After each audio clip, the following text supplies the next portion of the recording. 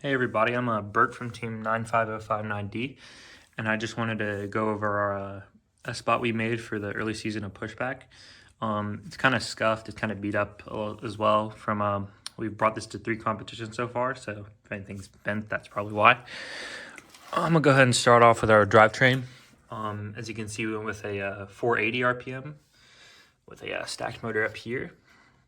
The reason we kind of went with this drive is we wanted to be a little bit faster around the field than most teams with like 450 RPM drive bases, but this kind of didn't work out as well as we thought it would for us, mainly because we had an S-spot, and if you don't know, S-spots are a little bit top heavy compared to some of the other robot designs that are meta so far in Pushback, so we were very, very tippy around the field. Even though, like, as you can kind of see, our air tank is down here. We try to keep as much of the weight as low as possible, but any S-spot you build is kind of going to be more top heavy than some of the other designs out there. So I wouldn't really recommend this for most teams. Just kind of stick with 450. It's probably the best for this design, at least we think so far. We ran just one vertical tracking wheel, and then we have an inertial sensor kind of tucked in the middle of our robot just to help us with kind of consistent autos. But that's about it for that. Kind of going into our S-spot design, or intake, I guess, we went with flex wheel bottom. I mean, some teams do have mesh, but we went with flex wheels, or rubber band rollers, sorry. But we went with flex wheels just because we didn't want to get the rubber bands caught in anybody's other robot, and flex wheels we used for our double park. So the block kind of comes in here, then comes around in the basic F shape that most teams are running right now. We have these kind of guiders, I guess, just to keep it one wide. Pretty simple stuff. Pretty like everybody kind of runs that. We do have we use these elastic tubing for our intake as well, so the block kind of rides up on that and then goes in our intake. That works pretty well for us. But kind of like the more unique part about our robot, at least right now, is the way we kind of did our scoring. It was kind of unique to some of the other S-spots I've seen so far. At the beginning of this season, we went with the kind of snacky design with the double wing and the double kind of holders, I guess you could say. I'll kind of show a little picture video of that. We just had the double wings that were connected to 2 small pistons, and when they went up, the string pulled them up and allowed us to score. And then when they went down, they'd obviously drop back down and stop the blocks at the top of our intake.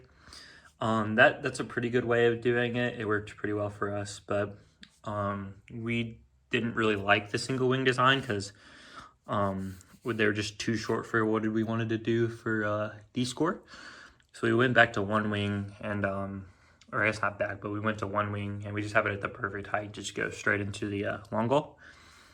And that worked out pretty well for us. We were able to D-score in some of our matches. You can go to our videos and watch some of those, but because of that, we had to change from the snacky design because we don't have those double wings to pull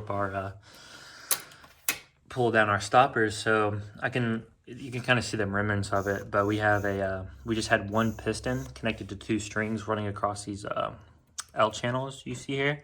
And kind of show a little picture video of that. So when the piston would go up, it would pull the strings tight and stop the blocks to the top of the intake, and then when it would go down, obviously it would loosen the strings and allow it to either go into the long goal or down into the middle goal.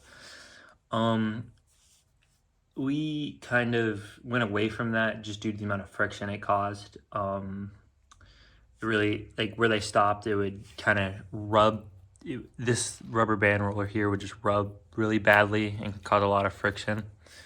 So we moved this up and kind of made this top part more flat, which is something I think most teams should try to do if you're building an S-spot. You kind of want the top of this to be more horizontal, just to help with tuning and friction, because you are holding all 8 blocks in one end intake.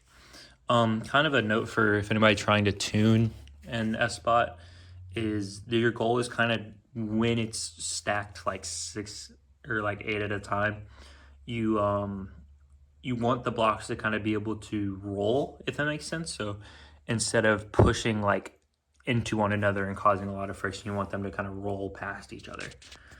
A little tip for anybody trying to build one. For our hood, we kind of have a unique hood design. Most teams just have a pivoting hood that can go up or down to kind of stop the blocks as well. But ours is on the double pivot because if I get this block right here, if we just had the one pivoting point, the hood would kind of go up like this, and it kind of it doesn't really help for our scoring speed. It kind of slows it down slightly. So we went with more of a double hood design where the blocks kind of always has constant tension, and it allows for the hood to not go up as much. Pretty cool. It's also over centered, so we are able to use it to de-score pretty well. I think that's pretty much it for our intake. We just ran the whole main intake on one motor kind of over here, as you can see, and then we have our flywheel on one motor just to kind of help with shoving matches if we ever got into them. Kind of going into our liners a little bit. One of the main reasons we ran S-Spot is because it's a front to back design. So after you match load, you're able to just go right into the long goal and score. So we have this, and we can have this long aligner here. We had a couple issues with this, mainly because it's too pointy. If you are going to make it a liner, I would suggest you try to make it more circle shaped so it can't kind of jab into the holes in the long goal. But overall, it wasn't too big of an issue. Ours is also raised so blocks can kind of fit under it, so we can kind of get into the long goal and score even if there's a block in the way. That worked out pretty well for us. We have these U channels to help align as well. Towards the kind of intake side, we have our match loader mech. It's kind of just a simple overclock design everybody's been running. We actually had this pretty early on into the season just due to the constraints of our original robot we made.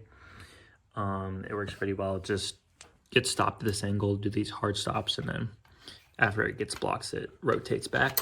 Worked out pretty well for us, at least. And then kind of going into our double park, actually. This is a pretty cool part of our robot. We just have these two pistons kind of jankily mounted. But it did the job. We were able to double park in successfully in one of our matches. I think we are going to be moving away from this design, though, because we don't really see the worth in it. Because if you do go for a double park, you at least need like 5 seconds, and in those 5 seconds, you're just going to get de-scored, and it's just not worth the point difference. So we're probably going to move away from double park. And then also, one note, in our finals match, this piston came off and jammed itself into our drivetrain, kind of locking up our whole drivetrain in our finals match. Pretty unfortunate, but thank you to Lucky Charms for kind of clutching up for us. I think that's about it for our robot.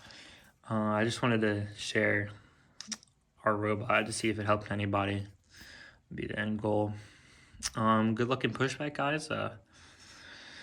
And we'll see anybody at Carolina Countdown that's going. Good luck.